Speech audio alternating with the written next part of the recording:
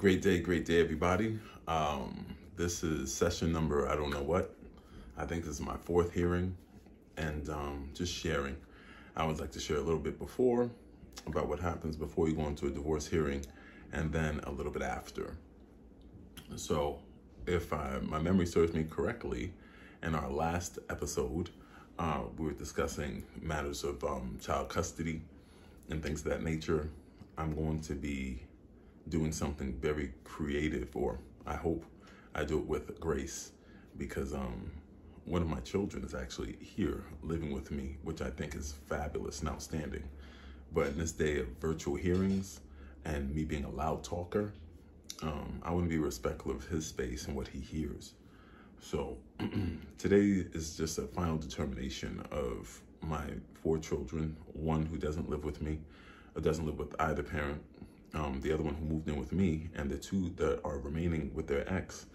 The judge is going to make changes with respect to custody, which this isn't a game of wins and losses.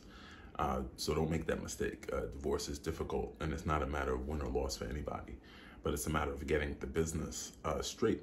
Once the marriage is over, a divorce is pretty much just settling the business affairs of the marriage. And kids are the most precious, if not, and the most sensitive part of it. So yeah, that's what we're going into. Not too much into saying much. It's been quite a interesting morning, emotionally, mentally, spiritually.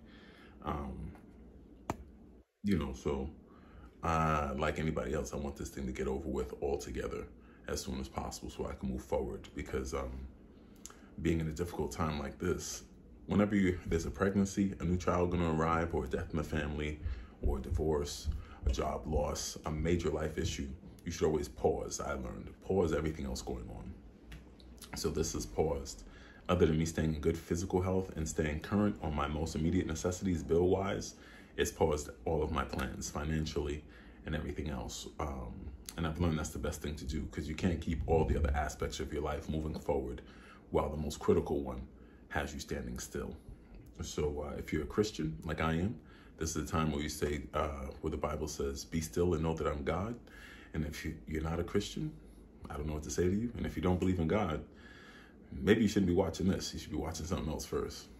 But in all seriousness, I'll be back. I didn't give you much procedure or much expectation as to what's going to happen. I kind of don't know. And whatever I do know, I just want to get it over with. Because it's one thing that I've done over 1,000 of these, but it's different when I'm in the seat. So everything happens for a reason. I'll be back. Okay, so I'm back. Really short session, 21 minutes and 39 seconds to be exact. Nothing got resolved. The judge is doing his best. To be fair, this is actually as decent a judge as you'll find. He's doing his best to try to get us to settle out of court to save money. He says, looking at everything, he doesn't believe this is a complex case. He doesn't believe it's complicated at all. He simply wants both parties to exchange their documents.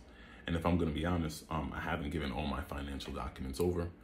It's not a comfortable feeling, not that I have something to hide, but I had to go through the process of being willing to say I accept whatever number they throw at me, because I have the ability and the wherewithal to earn that number and to surpass that number and still live a great life beyond what a number would be, child support, alimony, whatever. And I suggest you gain that aspect too, especially if you're if you're the dad who very likely will have to pay child support. So I have to give up my financials, bank statements, income tax, W-2s, any form of income. They're asking me to be honest, and I will, to give that up. And the other side gave up theirs, which is a whole lot of debt. But if you're gonna get through this, you gotta go through it. To get through it, you gotta go through it. And it felt like a poor use of time, just going through it. To credit the judge, he did say, in my words, let's just wrap this thing up, because there's really nothing going on here. I think beyond child support, there's not much you're gonna be able to get from him, which felt kind of good. But at the same time, to know that there's still more work to do feels not good. He did suggest, he meaning the judge, did suggest that me and my ex's attorney talk and actually have a discussion where we can come up with some numbers, which would help the court have an easier job to do their job and just wrap everything up. So that's potentially a good thing. If me and the other attorney walk in fairly and approach this the right way with a true spirit of compromise, which means I'm not going to be happy with what I agree to, then I can be happy with what they agree to. That's real compromise. Then it can probably wrap up in November. Then November could potentially be the next and final hearing date. So I'm going to go into this with good faith, give up everything that I have to give up. And I'm a little pissed off because I didn't say certain things about the kids and about the care that they're receiving. But I'm sitting here while I'm saying it on video. I'm wondering if it was even necessary.